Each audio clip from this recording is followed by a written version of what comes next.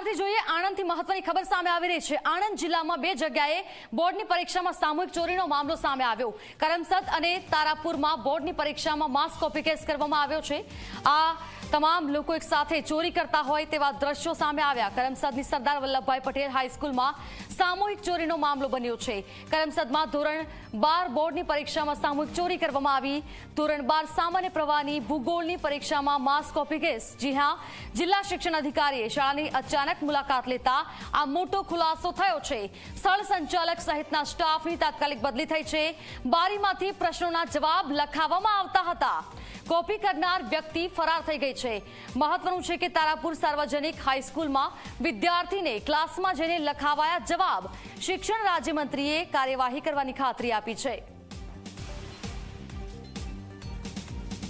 ગઈકાલે ધોરણ 12 સામાન્ય પ્રવાહનું ભૂગોળનું પેપર હતું અને કરમસદની સેન્ટરની મુલાકાત લેવામાં આવી સરદાર વલ્લભભાઈ પટેલ હાઈસ્કૂલ કરમસદની।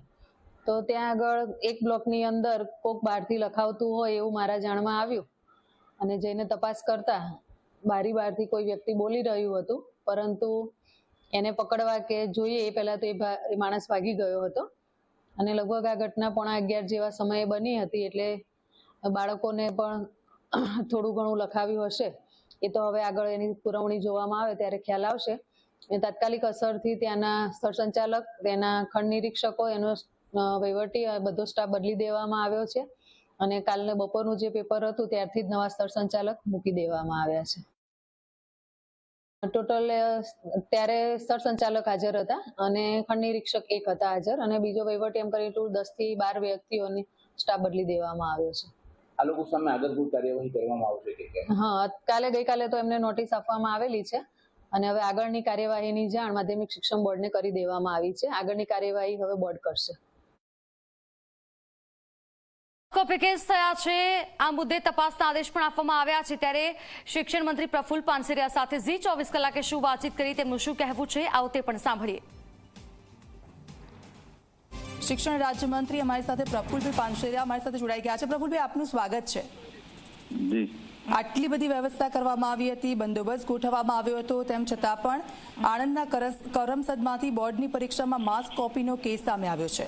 મારી ગુજરાતના તમામ વિદ્યાર્થીઓ 15 લાખ સ્ટુડન્ટો ખૂબ શાંતિપૂર્વક ગુજરાતમાં સરકારની વ્યવસ્થા દ્વારા પરીક્ષા આપી રહ્યા છે અને કોઈ સેન્ટર પર આખા પરીક્ષા એટલે 2 પેપર્સ દરમિયાન આ ત્રીજા પેપરની અંદર કરમસદની એક ઘટના અમારા ધ્યાને આવી છે। ચોક્કસ પ્રકારે એના સીસીટીવી ના ફૂટેજથી લઈને તમામ અમારા અધિકારી DS પટેલની સાથે વાત થઈ છે, એમને સૂચના પણ આપી દીધેલી છે।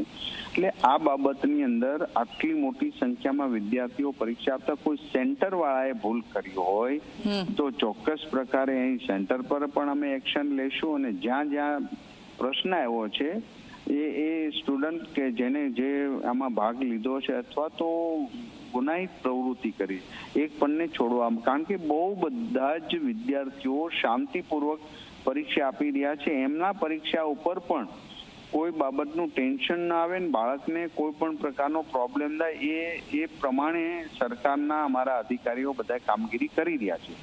ત્રીજી વાત એ જે વિદ્યાર્થીઓ હોશિયાર છે, ભણી ગણી ખૂબ મહેનત કરી 15 લાખ વિદ્યાર્થીઓ હોય એનું પરીક્ષા એક એનું સરસ પર્વ હોય છે, એમાં આવું ડિસ્ટર્બન્સ કરનારાઓને સરકાર કોઈ પણ સંજોગોમાં સાંકી નહીં લે।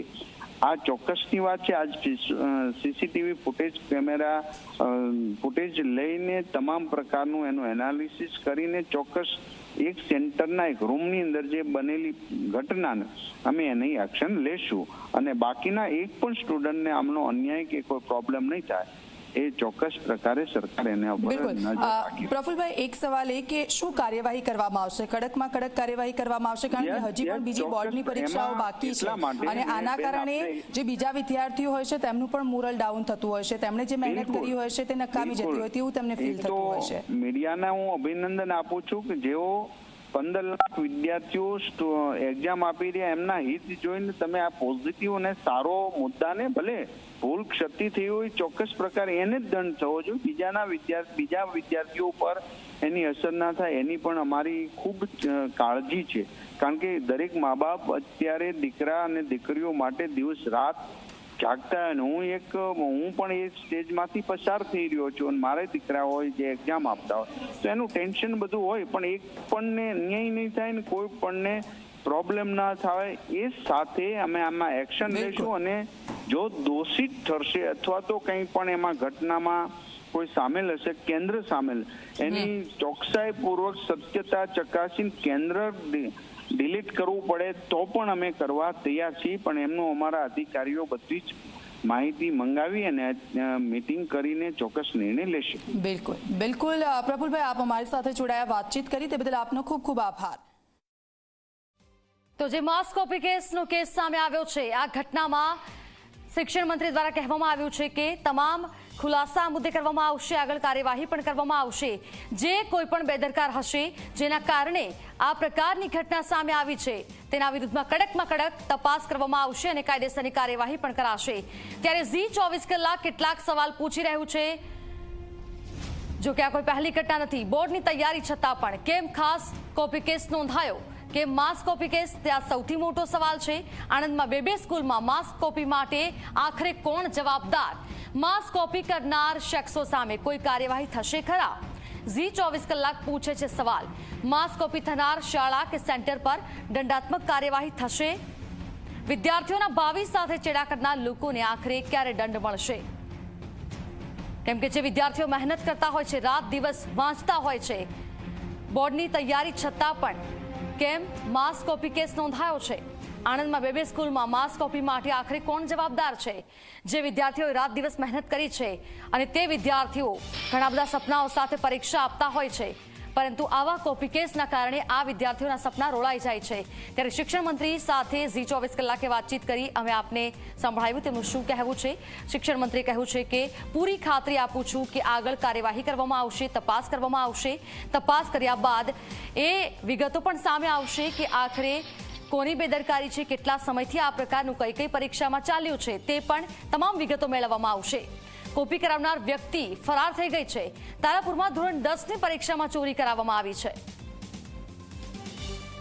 સાર્વજનિક હાઈસ્કૂલમાં વિદ્યાર્થીને ક્લાસમાં જવાબ લખાવવામાં આવ્યા છે. તો આ તો કયા પ્રકારની પરીક્ષા કહી શકાય કે જવાબ લખાવવામાં આવે છે?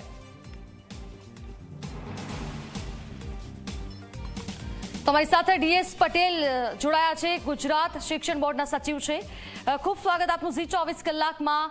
આજે માસ કોપી કેસના જે ઘટનાઓ સામે આવી છે, આ કિસ્સાઓ સામે આવ્યા છે, 2 આવી ઘટના છે. શું કહેશો આપ?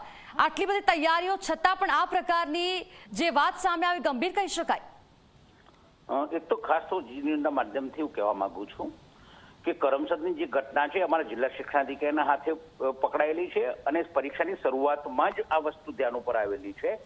અને એક ત્રાહિત વ્યક્તિ લખાવાનો ધ્યાન ઉપર આવતા તરત જ ડીઓ ત્યાં પૂરેપૂરો સમય ત્યાં રોકાયેલા છે અને એમને જે સુપરવાઇઝર હતા એમની સામે પણ એમને છૂટા કરવામાં આવે છે, સ્થળ સંચાલકને પણ એમની કામગીરીથી મુક્ત કરવામાં આવે છે. અને બોર્ડ આ બધા જ જે કામગીરી કરતા છે એની સામે પગલાં લેવા માટેની કાર્યવાહી કરી રહ્યું છે. એટલે હવે તપાસ આગળ કેટલી કરવામાં આવશે? શું કાર્યવાહી થશે જે લોકો જવાબદાર હશે? તાત્કાલિક પગલા તરીકે તો આપણે આખો સ્ટાફ બદલી નાખેલો છે. જે કરમસદનો છે એના ઉપર આપણે મોનિટરિંગ કર્યું છે અને અમારા જિલ્લા શિક્ષણાધિકારી સીધું મોનિટરિંગ કરી રહ્યા છે ત્યાં આણંદના. એટલે સાહેબ આમાં એક વાત એ ચિંતાની ખૂબ મોટી વાત છે. આ ઘટના અમારા જિલ્લા શિક્ષણાધિકારીએ જ હાથ ઉપર લીધેલી છે, કોઈ ત્રીજી વ્યક્તિને. અમારા જિલ્લા શિક્ષણાધિકારીએ જોયું છે શરૂઆતના 15 મિનિટની ઘટનામાં જ કોઈ ત્રીજી વ્યક્તિ દેખાઈ હતી, એના ઉપરથી આખો કેસ એમને પકડેલો છે. એટલે જે પણ જવાબદાર છે પોલીસ ફરિયાદ થશે કે નહીં તેમના વિરોધમાં? એનું ડિટેલ આવ્યા પછી ખરેખર કોણ જવાબદાર છે એ નક્કી થાય એટલે એની સામે પોલીસ ફરિયાદ થશે. ત્રીજી વ્યક્તિ કોણ તે શોધવાની થશે, એ ત્રીજી વ્યક્તિ કેવી રીતે આમાં પ્રવેશી એ જોવાનું થશે. બિલકુલ. આભાર આપનો ઝી 24 કલાક સાથે વાતચીત કરવા બદલ. તો કહેવામાં આવે